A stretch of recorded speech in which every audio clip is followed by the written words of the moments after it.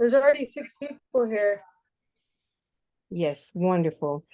Okay, so I'm looking for the blessings so I can get started with the reading.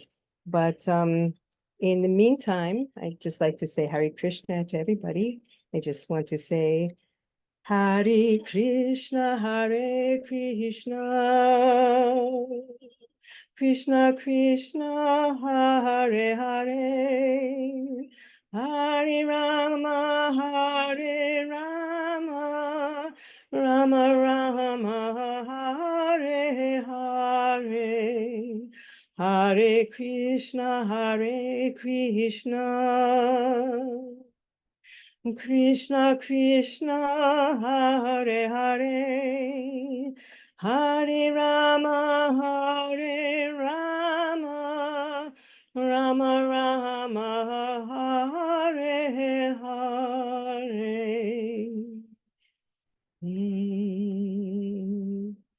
So we'll be reading today from Srimad Bhagavatam, second canto and second chapter, which I believe is called,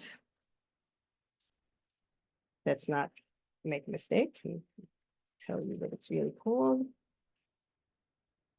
Oh, of course, my page won't open for me.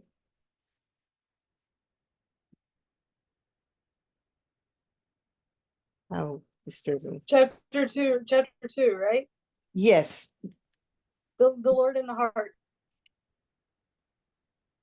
Yes, the Lord in the heart. Here, I found it.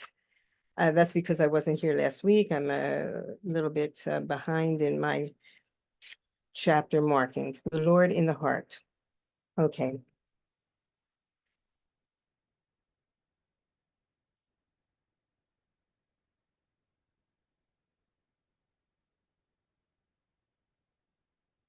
Om Namo Bhagavate Vasudevaya.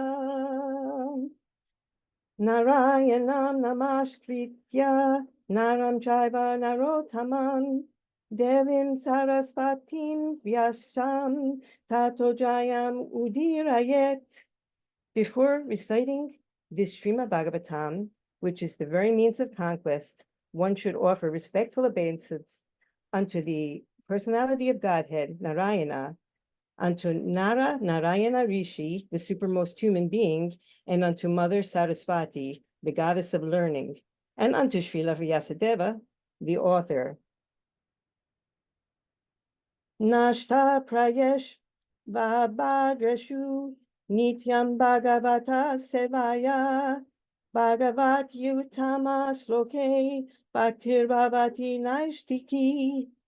By regular attendance in classes on the Bhagavatam and by rendering of service to the pure devotee, all that is troublesome to the heart is almost completely destroyed, and loving service unto the personality of Godhead, who is praised with transcendental songs, is established as an irrevocable fact.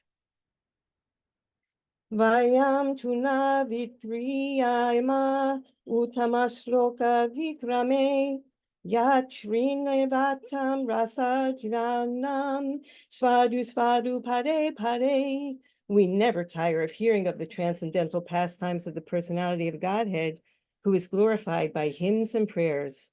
Those who have developed a taste for transcendental relationships with him relish hearing of his pastimes at every moment. So having said that, we will begin chapter 2 of the second canto, The Lord in the Heart. I just want to say really quickly, if I disappear because my connection's kind of unstable, if it doesn't get better, I might disappear, but I'll connect through my phone. Okay, all right, I'll bear that in mind.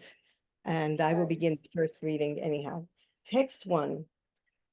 Shri Sukha Uvaka Evam Pura Dharanayatma Yanir Nashtam Shmritim Pratyasraduya Pustat. Sorry, I can't see too well. Tashta Sara Yedam Amoga Deshtir Yata Bhayata Krik Vayasad Vyasaya Buddhu. Please excuse my pronunciation. The translation by His Divine Grace, Srila Bhaktivedanta Swami Prabhupada. Sri Sukadeva Goswami said, formerly, prior to the manifestation of the cosmos, Lord Brahma, by meditating on the Virat Rupa, regained his lost consciousness by appeasing the Lord. Thus, he was able to rebuild the creation as it was before. So we will read the purport. I will give myself a little more light.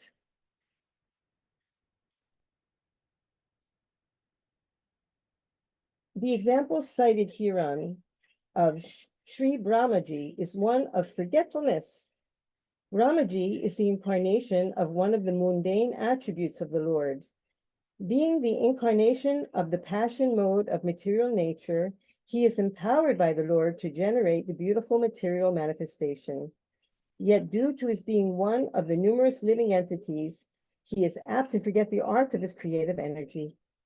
This forgetfulness of the living beings, beginning from Brahma down to the lowest insignificant ant, is a tendency which can be counteracted by meditation on the Virat Rupa of the Lord. This chance is available in the human form of life, and if a human being follows the instruction of Srimad Bhagavatam and begins to meditate upon the Virat Rupa, then revival of his pure consciousness and counteraction of the tendency to forget his eternal relationship with the Lord can follow simultaneously. And as soon as this forgetfulness is removed, the Vyasaya Buddha, as mentioned here, and in the Bhagavad Gita 2:41, follows at once. This ascertained knowledge of the living being leads to loving service to the Lord, which the living being requires. The kingdom of God is unlimited. Therefore, the number of the assisting hands of the Lord is also unlimited. The Bhagavad Gita asserts that the Lord has his hands, legs, eyes, and mouths in every nook and corner of his creation. This means that the expansions of differentiated parts and parcels, called jivas or living entities, are assisting hands of the Lord, and all of them are meant for rendering a particular pattern of service to the Lord. The conditioned soul, even in the position of a Brahma, forgets this by the influence of illusory material energy generated out of false egoism. One can counteract such false egoism by invoking God consciousness. Liberation means getting out of the slumber of forgetfulness and becoming situated in the real loving service of the Lord, as exemplified in the case of Brahma. The service of Brahma is the sample of service and liberation, distinguished from the so-called altruistic services full of mistakes and forgetfulness. Liberation is never inaction, but service without human mistakes. All right. So having read the purport by His Divine Grace, Srila Bhaktivedanta Swami Prabhupada, we will repeat the verse. Sri Sukadeva Goswami said, formerly, prior to the manifestation of the cosmos, Lord Brahma, by meditating on the Virat Rupa, regained his lost consciousness by appeasing the Lord. Thus, he was able to rebuild the creation as it was before. Wow. Isn't this so encouraging?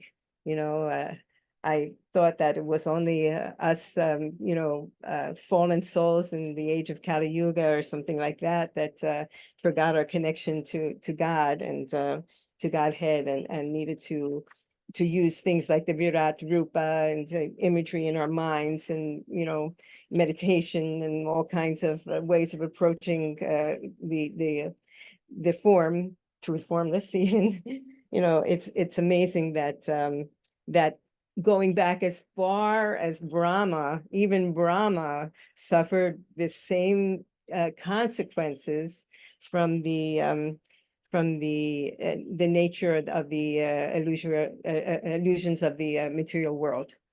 And so this is encouraging, because having known that a great being such as Brahma would even need to go through this process to get things back to the way they should be is encouraging to me, knowing that I'm going through a process also, trying to get things back to the way they should be. and that we're all going through our processes. And we've been given all of these tools. These tools, and that were mostly explained in the in chapter 1, the Virat Rupa, the form, the universal form of the Lord, approaching the Lord through different ways, through pantheism, through meditation, through focusing on the Virat Rupa, through seeing maybe his body as different parts of the different universes, or it's like stacked up, and see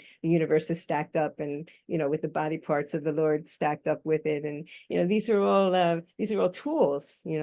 These are all tools that we've been given. They're gifts. They're gifts that we have been given in order to be able to approach our original relationship to the Supreme Lord. So having said that, I would like to open for perhaps Mataji Lavanga, who is here. Maybe you have something to add to that, please. Yeah, I'll be brief because it appears that we have some other people here too. So I'll try not to talk so long so they have something to add as well. But we just finished this chapter, which was all about the Virat Rupa and meditating on the Virat Rupa in detail. And then this verse, this chapter seems like a continuation of the last chapter about how, even Brahma regained his lost consciousness by meditating on this Virat Rupa and by abusing the Lord. He was able to rebuild the creation as it was before. So Krishna says in Bhagavad Gita, I'm trying to remember this verse, but you probably know this verse from the 15th chapter, Yamuna. Sarashitaham. Hold on. I have a Bhagavad Gita here with me right now. If you don't mind, I'm going to open it up and I'll be able to read it directly to you. That's fine. So I believe it's 15, maybe. Yes.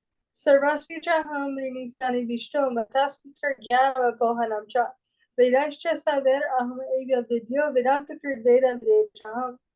The Krishna says here, I am seated in everyone's heart, and from me come remembrance, knowledge, and forgetfulness. By all the Vedas I am to be known. Indeed, I am the compiler of Vedanta and the knower of the Vedas. So Krishna, he is situated in everyone's heart. And when, according to our desire, we will remember him or forget him. We'll remember what we're supposed to do, or we'll forget what we're supposed to do. And this is because Krishna says, as all surrender unto me, I will.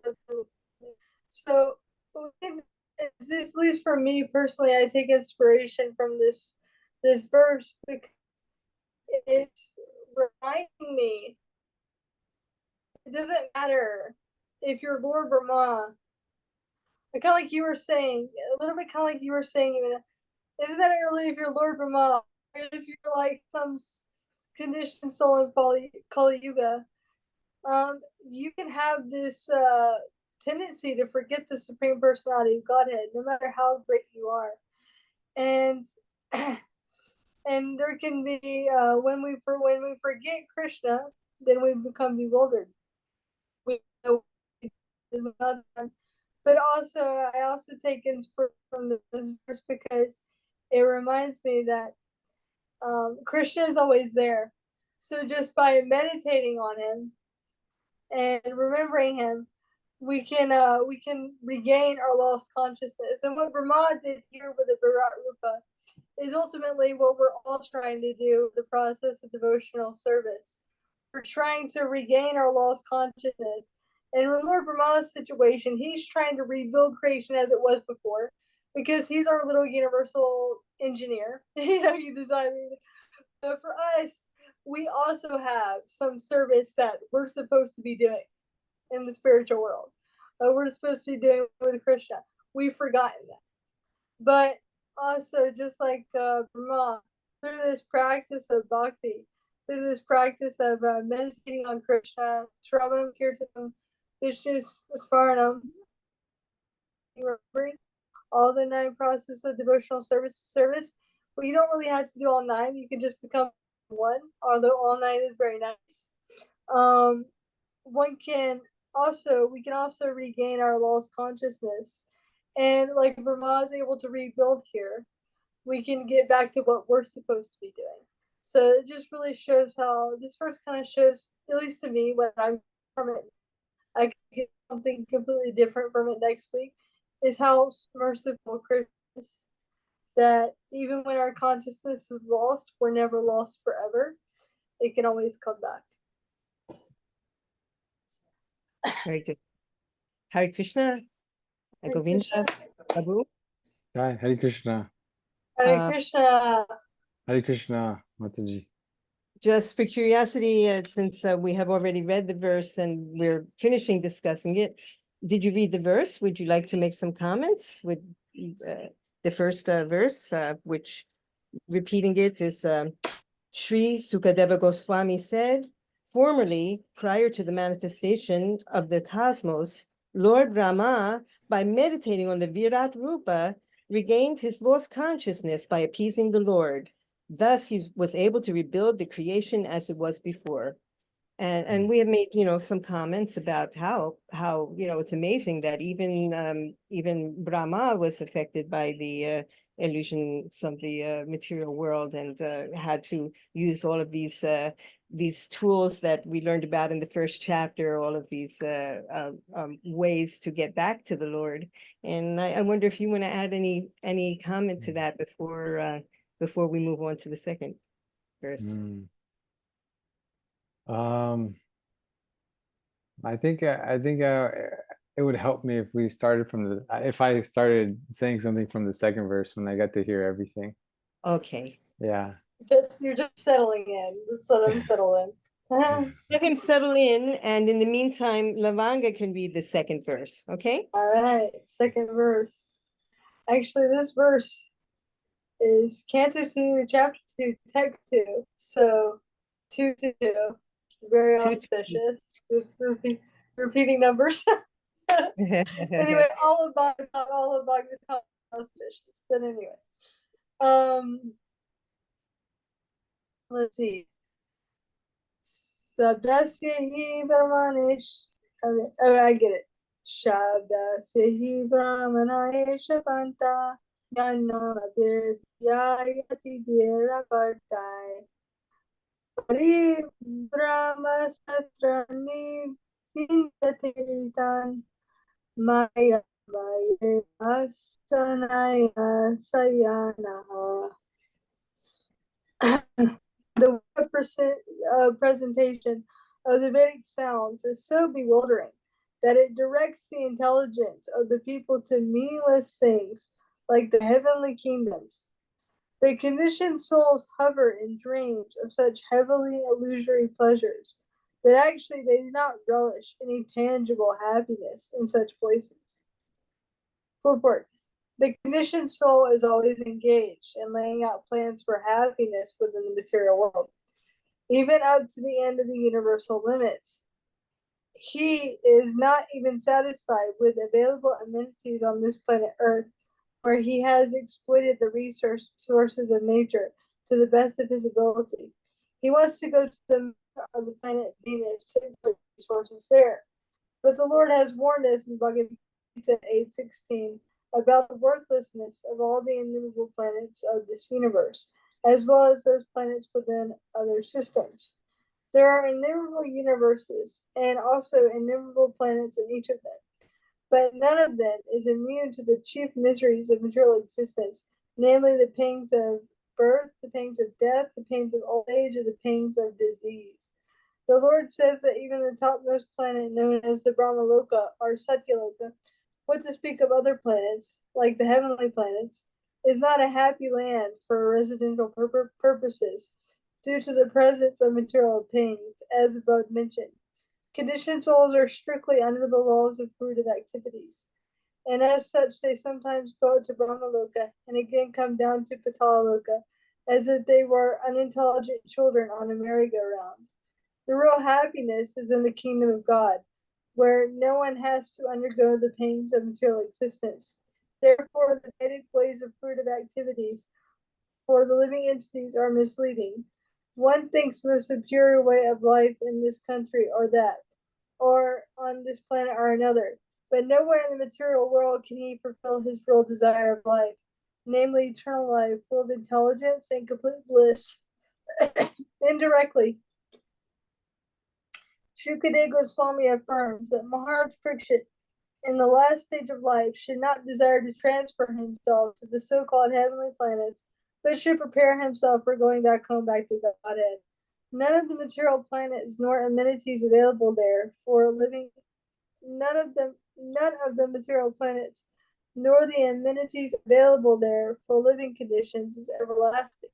Therefore, one must have a factual reluctance to enjoy such temporary happiness as they afford.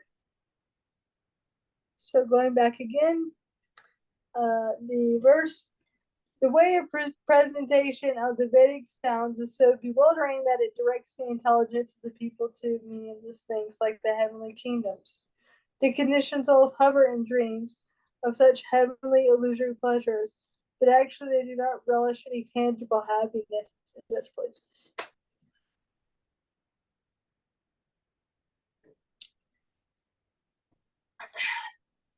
So, what I'm remembering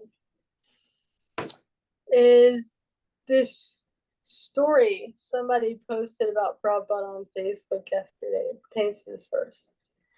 And she was saying that one time there was this disciple that came to Srila Prabhupada and said, Srila Prabhupada, I want to travel the whole world.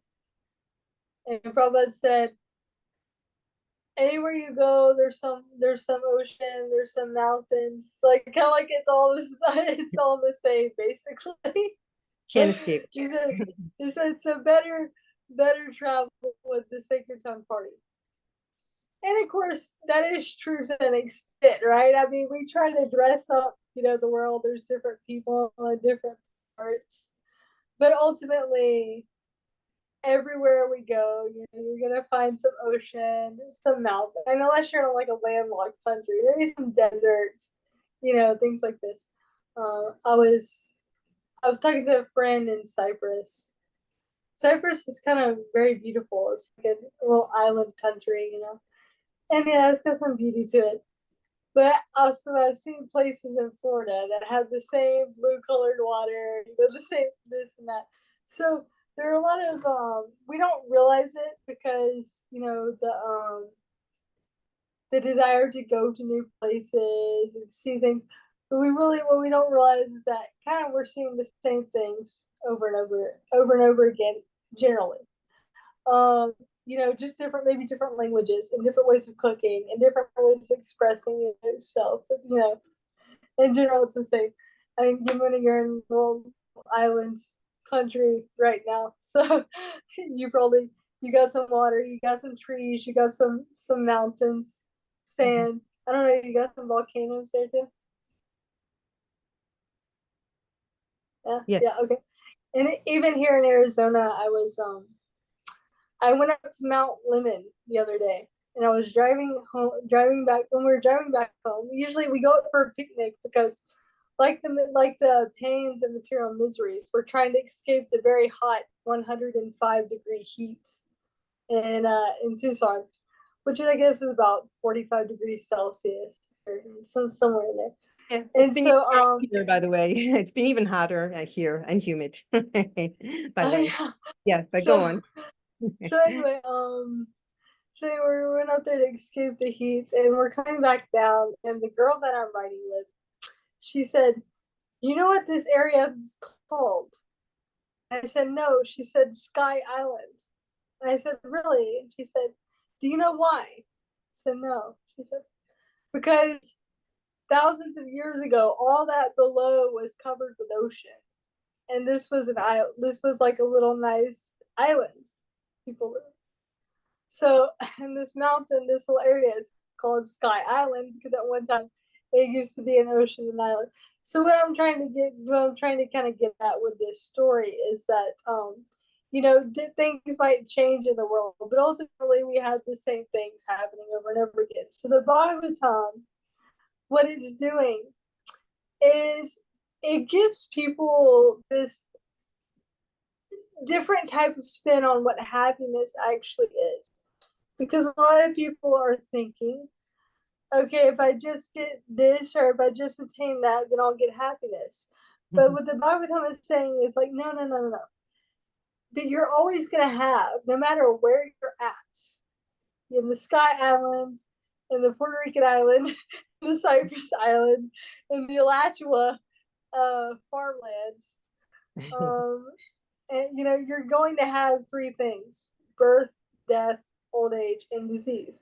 And these things, birth, death, old age, and disease, these are what's gonna come again, and it's gonna interrupt our happiness over and over and over again.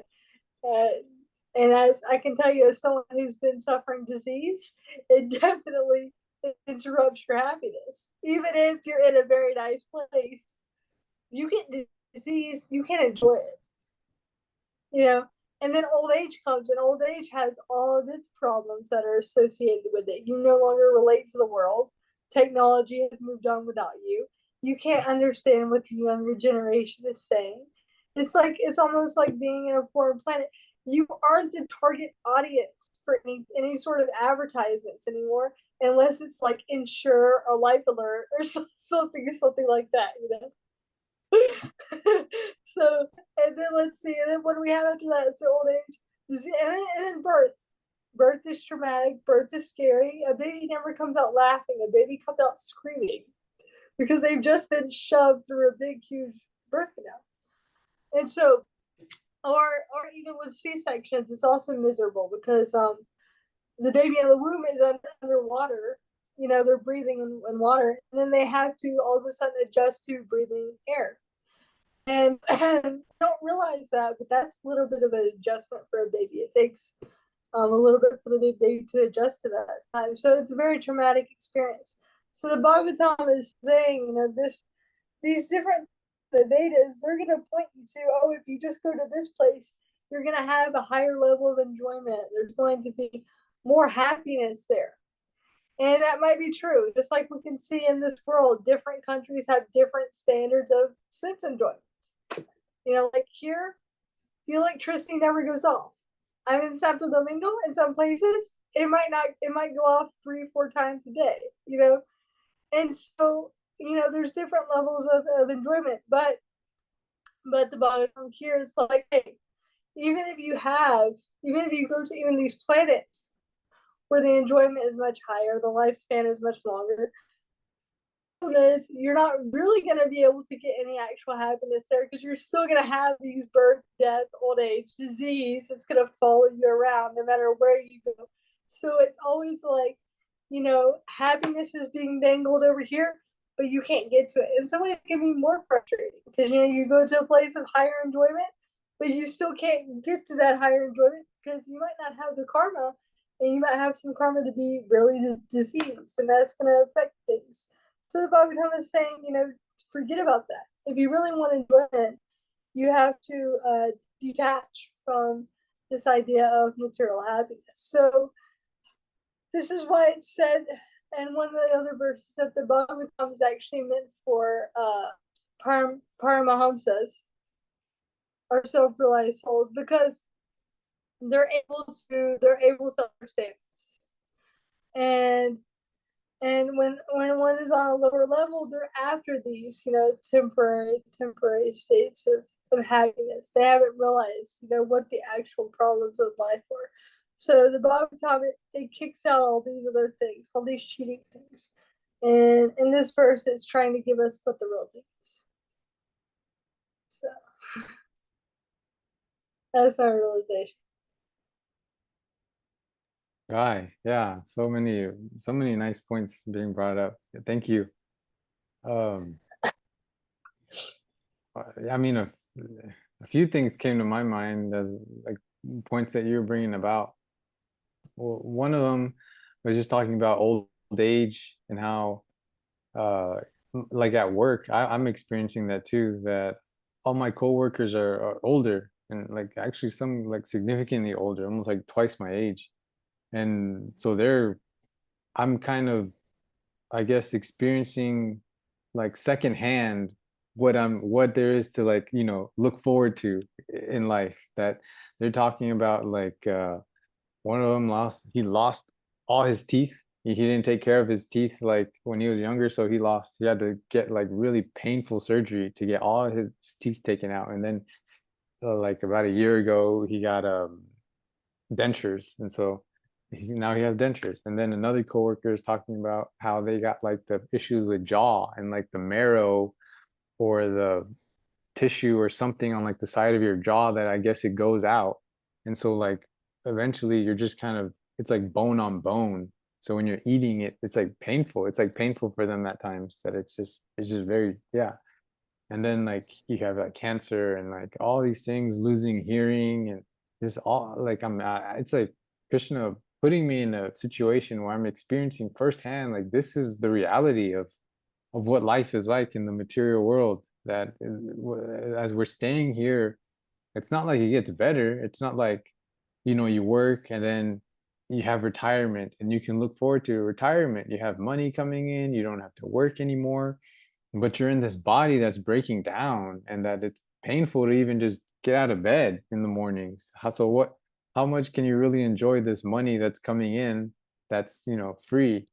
Um, but yeah, and just so again, just highlighting that, just emphasizing that point. And it's so um but Maya is so strong that we can even see it in front of our eyes, and then we forget, or that desire in us is so strong that we forget, and we try again. Like Srila Prabhupada says in the beginning of the purport, that we're always engaged in laying out plans for happiness within the material world.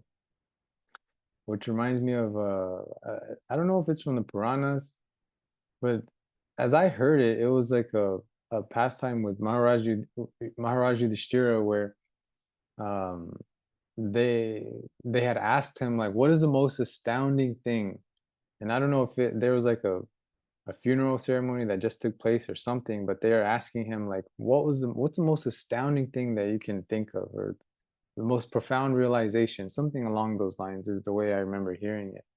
And Maharaj Yudhishthira's answer was that someone can look at death or experience death and believe that that it won't happen to them, that they're free from that. And so that was Maharaj Yudhishthira. That was like the most astounding thing, the Maharaj Yudhishthira, that we can see death, we can go to a funeral, or if we're, I don't know if it's still happening, but I know like in India, they carry the bodies and they'll burn it on the river. So you could do that, you can carry the body, watch the body burn in the river, and then feel these emotions for maybe, some minutes or some hours, but then the next day completely forget about it and go about living life as if that's not going to happen to me. Maybe unconsciously we're thinking that we're not going to die. uh, but yeah. And so this is like the level, and like what you're bringing about. Prabhupada has, said many times that it's out of ignorance only that we're in this condition, something along those lines. And so it's that ignorance of, well, what is that higher taste? For someone who doesn't know about the Bhagavatam or the Bhagavad Gita, there's no understanding that there is something beyond our senses. There is something beyond material happiness. Uh, for them to, without that knowledge, then you just stay in that loop, and you stay in that circle, thinking that maybe if I leave this wife and then I marry this one, then I'll be happy. Or if I leave this husband and get a new husband, I'll be happy. Or maybe once my children are grown up and I don't have to take care of them anymore, then I'll be happy. All these different things. Or maybe if I get this new car or this new house, all these plans, without knowledge of the Bhagavatam or the Bhagavad Gita, we can get stuck there. And so That's why our this is a this is why this is a religion, a spiritual practice of doing whatever we can to share it with others in any way.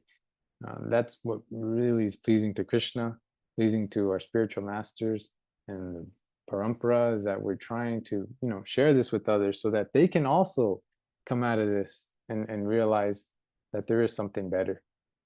So these are some points that were standing out to me from the verse, from Mataji's realizations.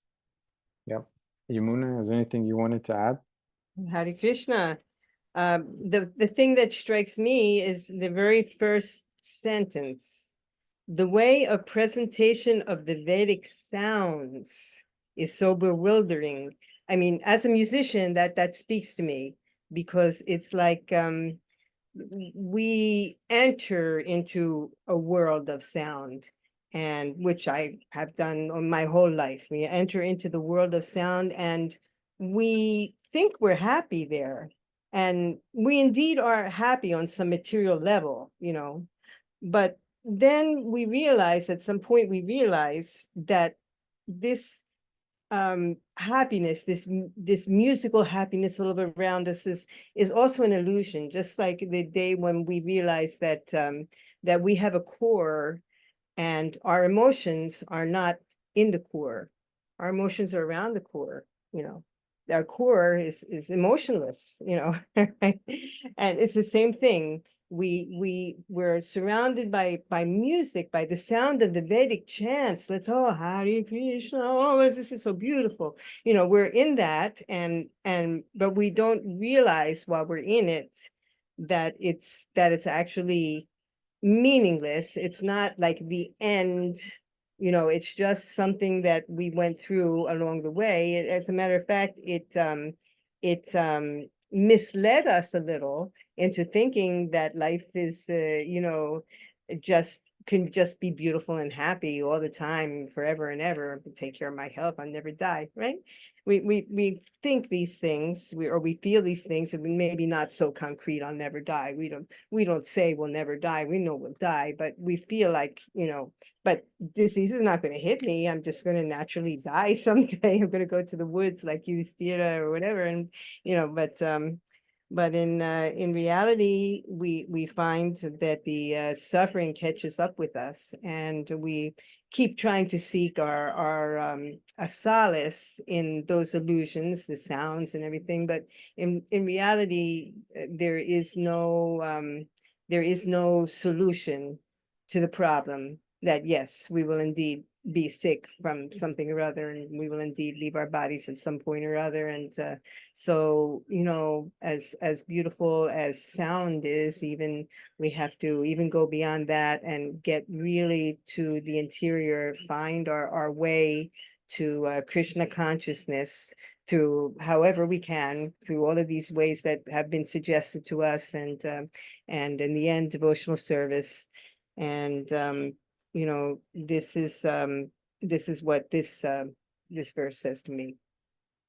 Yeah, that's an amazing connection. It's always so interesting how what stands out to us when we're reading the same verse, reading the same purport, but different things catch our attention. And I would never have connected that with Vedic sound. Yeah. Yeah. Very nice. It reminds me of Yeah.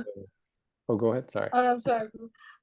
I was gonna say that this is why you can have one person give Bhagavatam class on a verse one day, and then a person do it the next day, and another person, and there'll be a totally different class. That's I've seen that happen before. Like sometimes here, somebody will give Bhagavatam class, and then for some reason there will be a mix up, and then the next day someone will give Bhagavatam class on the same verse. Now that verse the day before, and it'll be a different class. Yeah. Well, there's always more to be found. always more to, like, it's unlimited. And even like you yourself look at this verse a week later and you'll have something totally different to say, because we have different realizations at different times. Yes. Yeah, there's Well, a whole website. I think it's like Here Bhagavad Gita or Here Srimad Bhagavatam, something like that, where it lists out the entire Bhagavad Gita, and then it breaks it down by chapter, and then it breaks it down by verse, and you can just click a verse, and it gives you a list of, I don't know who's in charge of it. I haven't read that, but it gives you a whole list of devotees who have lectured on that one verse. So you can choose one verse and then see like 6, 7, 8, 9 different classes on this one verse, and then you can see yourself like how different the classes are. It's really I'm nice. gonna go look that up. I'll make sure I can find it and I can post the link. Yeah, wonderful. it's really nice. Yeah. Sorry, sorry, Mona, you were saying something. No. I was just going to say, Govinda, read the next verse. Oh, okay. Well, you weren't there in our the last class. We stayed on the same verse the Well, entire class. Yeah. I figure with the three of us, we can get through 3 verses probably, and because Yeah. the purports are all related, or all the information is related somehow. Yeah, So yeah, it is. yes, Okay. Let's see where are we at? Number 3. I did watch the class. I do watch the classes when I don't attend. Okay. Yeah. Um,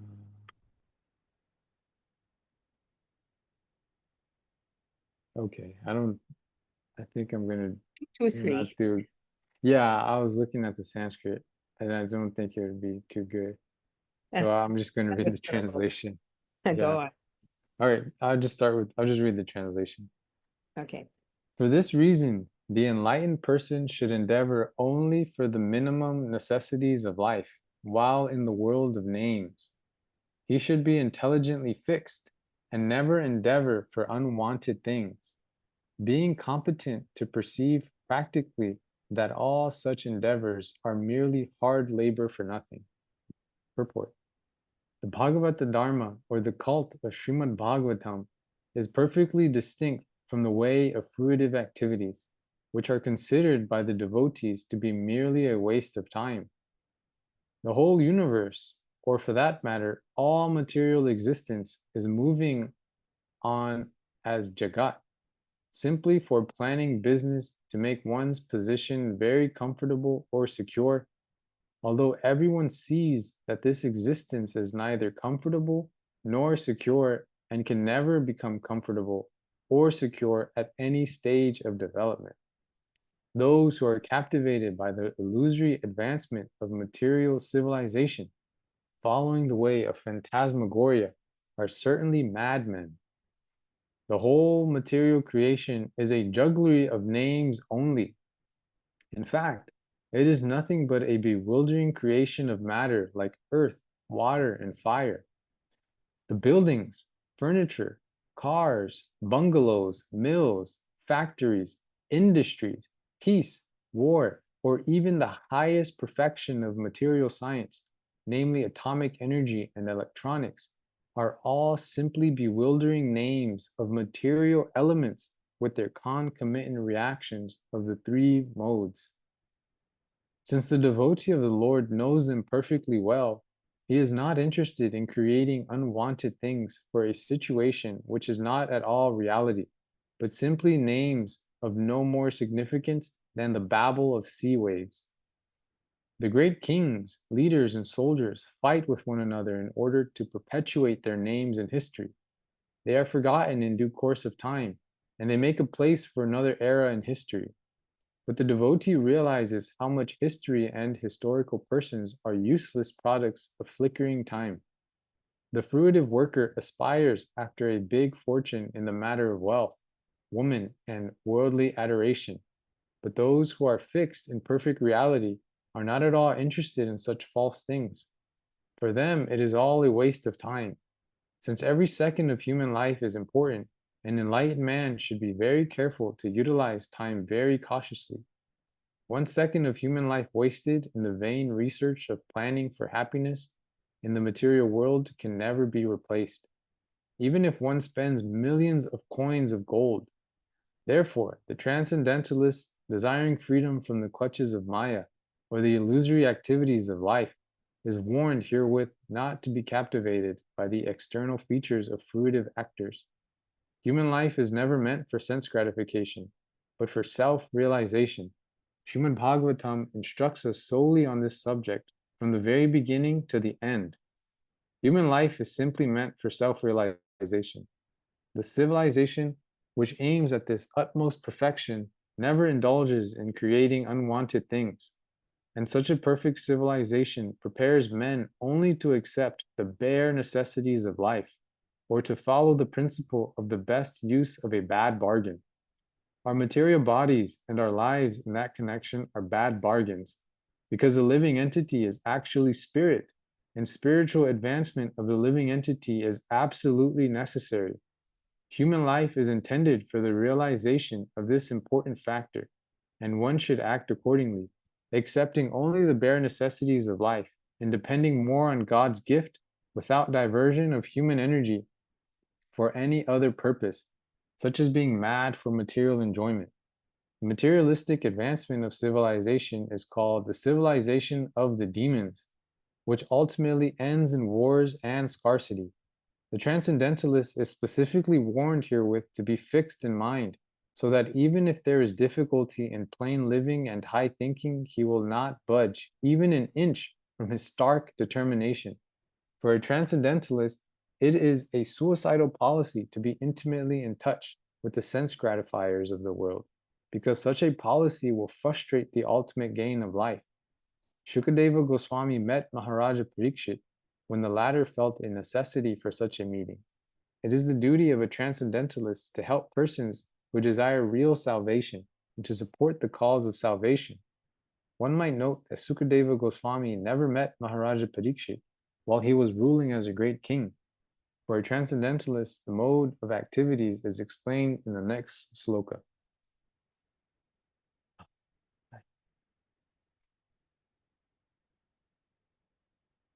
Next sloka, that's next week. Yeah.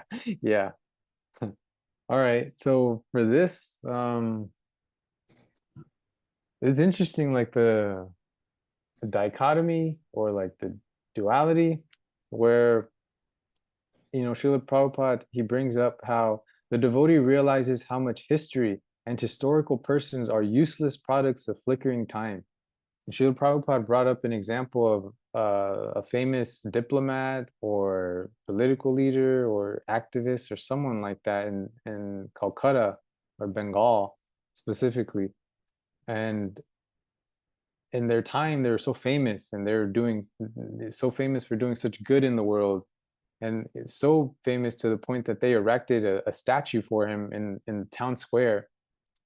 And he would walk by that same statue and he would see that this statue of such an important historical figure now has bird poop on it. And every day, a cleaner has to come and clean off the bird poop. And so, like, this is this is like the reality of what a historical, such an important historical figure is. When we have these statues of someone such historically significant, that it's that it's not really what we think it is. That the same statue here is now having bird poop on it and having to get cleaned, and people walking by it and not really paying attention, or eventually even forgetting altogether who this person even was. So that kind of historical significance not really meaning anything, being useless. But then on the flip side, when we think about Krishna consciousness and we think about devotees, it's completely the opposite, that it is completely significant and totally important and of so much value to hear about our acharyas, hear about previous pure Vaishnavas, whether from hundreds of years ago or even recently, different the disciples of Srila Prabhupada that we have different historical accounts of. There's one recently I was listening to. It was like this is a Nam Ross podcast. He was talking with Sandipani Muni Prabhu Krishna, Sandipani Muni Krishna Das Prabhu, and Sandipani Muni brought up one of his heroes was Tribhuvanath Prabhu, and I'd never even heard of him. So this is a devotee I never even heard of, and now there's like a book being written about him. But so in this context, when we're talking about devotees, it's not at all. They're not useless products of flickering time. These are very significant personalities who can really charge us up by hearing their stories and hearing their their histories really charge us in our own bhakti. And so just it's just interesting to see that kind of contrast, that in one sense, in like the material sense, if we're talking about material historical figures, and it's not very helpful or useless, and one it's useless is what Srila Prabhupada says. And on the other sense, if we think about devotees, it's not at all useless and of so much value to us in our lives. And then let's see, I don't want to, yeah, I think that's the point. I'll leave it, because then I'll leave more space for everyone else to share points as well. Mother Lavanga. Uh, I have some points, but I was gonna let you go first if you have something.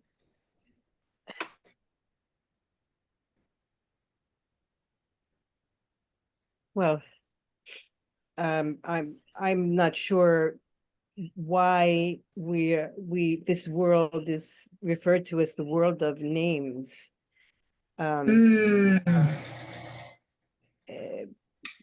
Yeah. Okay, I mean, I understand the statement that we should endeavor only for the minimum necessity of life, but why in the world of names? Why not the material world? Why is it here called the world of names? Was this discussed? Because if it was, by Prabhupada, I missed it. Okay, so my understanding, because when I heard this, it immediately made me think of a pastime with Prabhupada, where he talks about his family, and he says now they're just nothing more than a list of names, because the individuals have passed on, and that all that remains is names. So in the world of names, like every individual has some name. We have some name for some country, but sometimes that name changes. Germany used to be Prussia. I think over in Turkey area, that used to be what, Constantinople, something like that. Mhm.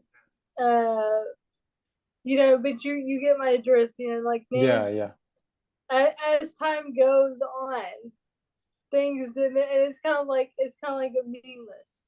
yeah. So in terms of the world of names, it's like, yeah, we got all these names, these great personalities, this name, that name, but as time goes on, the new name comes. Like um in the 60s, 70s, Beatles, the late 60s, Beatles were huge. They were probably the biggest band around. Now, uh Bad Bunny is like the biggest thing or whatever. Yeah.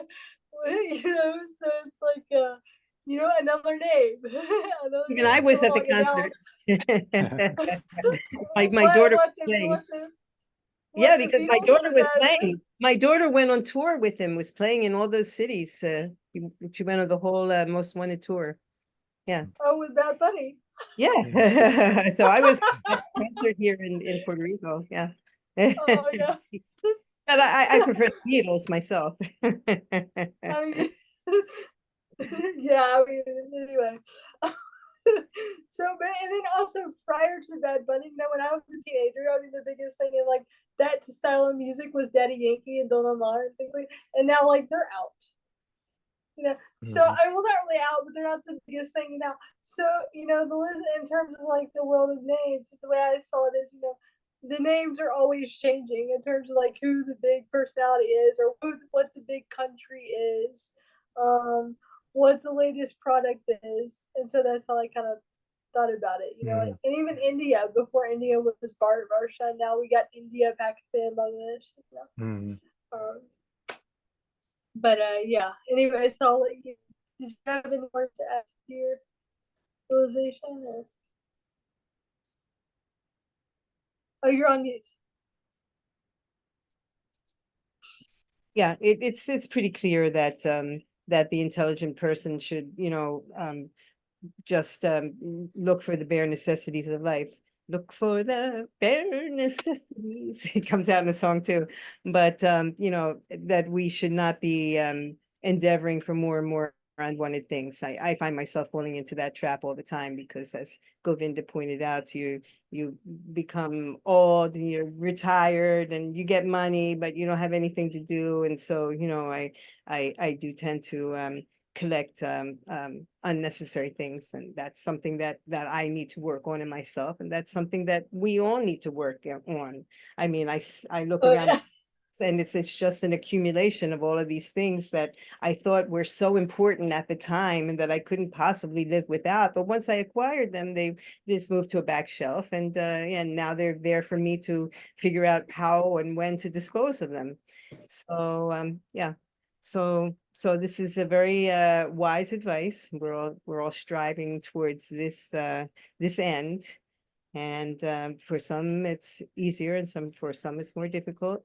But it's something certainly worth striving for, because once, like I said, once you have things, you realize that they don't bring you happiness. They just bring you more desire. You know, I want something even better. So because this isn't good enough, you know. And you know, so if we remember that the only thing that is totally satisfying is to recognize our eternal relationship with the Lord, and to perform devotional service in order to stay involved with the Lord and to keep thinking about Krishna all the time. Once we can reach to that point, then we can say that our life is, our time in our life is being well spent. And up until that point, yeah, we're wasting a lot of time. We are. But at least people like us are talking about it and trying to open up our minds and trying to change our lifestyles, and you know, trying to become better and better devotees. And like all the rest of you who are listening to this video class. So shall we have any more comments on this verse? actually, yeah, I could. I relate to what you're saying. I just took a bag of stuff to Goodwill today. So, you know, like it goes back to this verse in Nectar of Instruction. Atyahara Prayasya Shah Prajapati Yamagra. So this Atyahara, are this over endeavoring, are over collecting. It's actually one of the 6 things that spoil advancement in bhakti. And so this verse saying, therefore, you know, one should only, you know, desire the basic necessities of life. And, you know, like the previous verse it was talking about, or no, this verse was talking about, you know, just like the history and how like there's all these big people and then now they're nothing. And I remember I saw this video because I actually really love like history. I'm fascinated with like ancient cultures and stuff. And I saw this video once about the ancient Romans and like the like in this video like stuff and like ancient Rome, they have the like Latin written on the walls, and a lot of it is stuff that people would write today, like like things. I'm trying to remember an example, but one of it was like, okay, they have these Roman gods like Venus and whatnot, and somebody wrote, "He who does not believe in Venus should look at my girlfriend." And so loves this person. Cyprus loves Freitas or whatever. I can't remember the names because they're Roman names, but you know, it's like things like we would write, you know, and then they were like right on the wall talking like smack with each other, like so and so loves this girl, but she doesn't care for him. And the person would write, "Shut up, you're an idiot, stay out of it." And you know, this was like back in like the BC like times. And I was reading this and I was hearing this because we sometimes will think like these ancient cultures were so different from us, but actually they were, you know, doing a lot of the same things, really eating, sleeping, mating, and defending. And one person even put, "So and so, I am the greatest gladiator ever," you know, and it was probably very popular then, but who knows about it now? There's no gladiator matches. There's nothing of that, nothing of that type. And so it all goes away. And even this great civilization that the Romans had, it's gone away now. It no longer exists. You know, part of the whole, you know, Pompeii is buried under volcanic ash. So it just shows how things can disappear just like that. So the Bhagavatam, by studying like these ancient cultures, I kind of had realizations on what the Bhagavatam is talking about. Therefore only desire, the simple things of life. Because ultimately, whatever fame or what adoration we attain, within time, it's all kind of forgotten. You and generations will come on after us and they'll be doing the same things that like our generation was after. The same exact, material desires are there. So it never really changes. It's kind of all the same. So therefore, don't go after it. It won't give you any happiness. Yeah. Well Uh, put. Yeah. yeah. I guess the last thing I just want to add very quickly, like tying into Yamuna's point, is just while I was reading the purport and the verse and everything, is just thinking about how outside of this Zoom meeting, if we step out into the world, all we're bombarded with is all these things is the opposite of what we're reading, of how get this, bombarded with advertisements, bombarded with people who driving these nice cars and then just or all kinds of imagery is just bombarded with all of it, um all of this, supposedly evidence to show that material life is good, material life is great, it's the most wonderful thing. So you just need to get this, you just need to get that, or you need to live here or live there, go here, do that. And so this is what we're bombarded with constantly, when we're not in association, when we're not plugged in. This is what we're getting. And so it was just feeling very it was just feeling really nice, being in your all's association and being in this being in the under the being in your all's association under the shelter of Srimad Bhagavatam and Srila Prabhupada and our Guru Maharajas.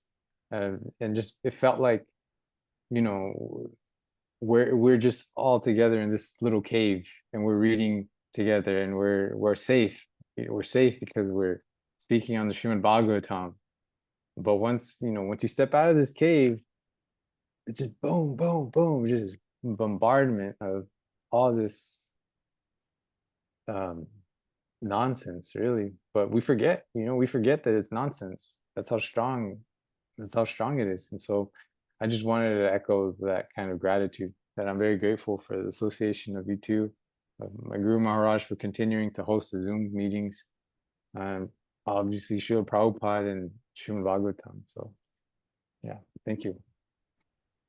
Yeah, very grateful for both of you too. And I don't know if you guys look at the Facebook comments, but like somebody just commented on Facebook that's watching our class that they gave Bad Bunny a book once. Oh One of wow. Papa's books.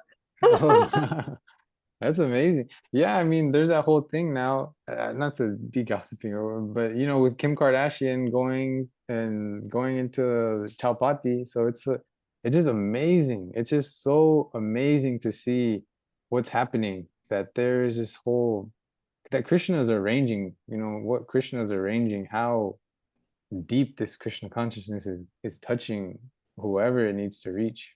Just so wonderful. Yeah. Absolutely. Yes. But it's hard to remember though that it's all an illusion. We think the happiness and the sadness, the success and the failure. It's all it's all in a realm that's not important. It's not in the spiritual world. Everything that's the most important thing that we need to remember, not to be taken in by these illusions, even the illusion of happiness. And once we realize that down in our deepest soul, we are equal. How's that? What is that word? Equipoised. Yes, that we're neither happy nor sad. Like I mentioned earlier in the class, these are emotions that are on the outside. They're like clothing we wear, just like our material bodies. Well, even the emotions are clothing that we wear. And once we remember that, it helps to it helps to alleviate our sense of suffering, because we also must realize that there's no point in being overly joyful either. We must, get to that state of being where it's the same difference, because nothing affects our spirit soul. We only become more and more advanced through these wonderful meetings that we're having and discussing Srimad Bhagavatam. And and I encourage everyone who's watching not only to make comments here, but to form some questions for Gurudev, because it's up to us to ask the questions in order for him to respond to us. He has promised to make videos, to answer any of our questions about Srimad Bhagavatam or any other aspect of our spiritual lives. So please don't forget, we could use more questions, because we would like Gurudev to remain active in the group. We would like to keep him speaking English. We would like to, attract more people, so that somehow we can get some of these books that were written in English or were translated into English also distributed. And, at some point, maybe we'll start book club again, because I think that was going nicely. But for now, we'll continue with our Srimad Bhagavatam readings and discussions next week. I guess will be Govinda's turn to lead. So, Guru Maharaj ki jai, Srila Jai. Prabhupada ki jai. Jai. Thank you all. Jai. Thank you. Hare Hare Krishna. Krishna. Hare Krishna. Hare Krishna. Next week. Jai.